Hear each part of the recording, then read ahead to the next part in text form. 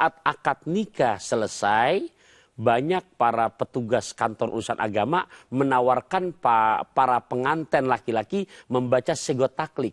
Iya, apa itu? Ya, saya termasuk yang lagi akad nikah, saya tidak mau baca segot taklik. Kenapa? Ya karena saya niat nikah sama istri saya mau akan bikin senang dia kok. Oke. Gitu. Tapi untuk zaman now ada baiknya karena kondisi kebelum pahaman para suami mendingan dibaca. Segot taklik itu apa? Segot taklik isinya apabila saya sebagai suami lantas tidak memberikan nafkah zohir batin kepada istri saya selama 3 bulan lamanya, ya, kemudian saya meninggalkan istri saya selama 6 bulan lamanya dan istri saya tidak menerima. Ya, ditinggalkan, zohir nggak ada, batin nggak ada, ya, sampai kemudian istri nggak nerima, lantas memberikan pengaduan kepada kantor petugas kantor urusan agama, lantas dia membayar dan pengaduannya diterima dengan membayar uang 10.000 sebagai iwat, maka jatuhlah talak saya 1. Jawaban pertama berarti istri bisa menggugat cerai ke suami di saat hak-hak istri tidak diterima dan tidak diberikan oleh suaminya. Jadi perlu nggak sekarang dibaca kalau ini setelah nikah? Perlu dong. Perlu, karena khawatir suami nggak tahu perannya. Sekarang pun selesai mendingan dibaca ada deh. Takutnya belum tahu jadi tahu, gitu kan? Nah, dan istri di saat tidak menerima itu dia boleh datang ke kantor pengadilan agama, ya kan nanti dicatat berita acaranya, kemudian dirangkum dan dia membayar uang tadi disebut iwat, ya udah berjalan tuh untuk gugatan cerainya. Cuma itu aja masalahnya yang boleh istri menggugat atau ada hal lain yang boleh? Oh banyak, di antaranya tadi kan disebutkan nafkah zohir batin. Nafkah batin misalkan ya secara hubungan biologis.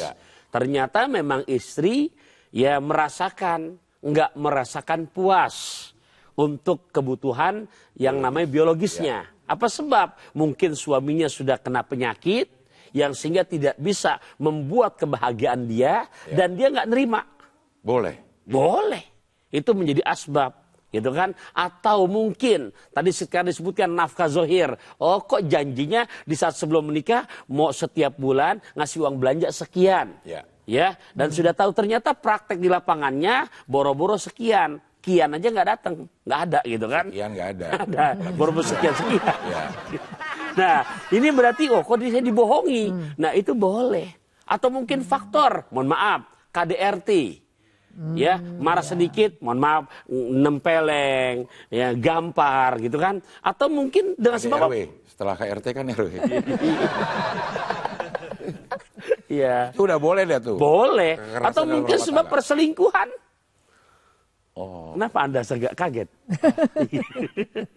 Iya. Untung saya nggak ketahuan. Karena nggak selingkuh juga. Ya, begitu udah. Nah, lantas istri ya nggak nerima, gitu kan? Makanya tolong kepada para istri, kalau misalkan Anda ikhlas, sudah doakan suami, minta kepada Allah. Jangan ngomong ikhlas, tapi orang se-RW tahu. Nggak RT lagi sekarang. RW. Gitu. Itu namanya belum ikhlas. Ya, mendingan gugat cerai aja. Selesaikan. Gitu. Itu jawaban yang pertama. Jawaban yang kedua, apakah boleh seorang suami menceraikan istri gara-gara istrinya nggak sopan? Nah, ini perlu. Makanya dalam Quran surat ke-4 juz ditranslate lagi. Suka nggak enak sama si Ade. Nggak apa-apa. Ya, juz ke-5 ayat ke-34. 34. Yes. Anda kayak jadi takut-takut tadi. Iya. Anda ada guru. Ininya lama. Kasih taunya. Iya. Jadi sama Henny kayaknya nggak bisa aja loh sosok translate gitu. Iya. Allah Ta'ala berfirman, Bismillahirrahmanirrahim. Ar-rijalu qawwamuna 'alan nisa bima faddalallahu ba'dahum 'ala ba'd. Ila akhir ayat. Yang namanya suami, pemimpin, pelindung untuk istri dan anak-anaknya. Ternyata terjadi, Ustaz saya punya istri, ucapannya nih lisannya lemes. Ngomong sama orang tua saya saja berarti mertuanya keluar kata-kata kebun binatang. Ya, boleh Ustaz, saya selesaikan.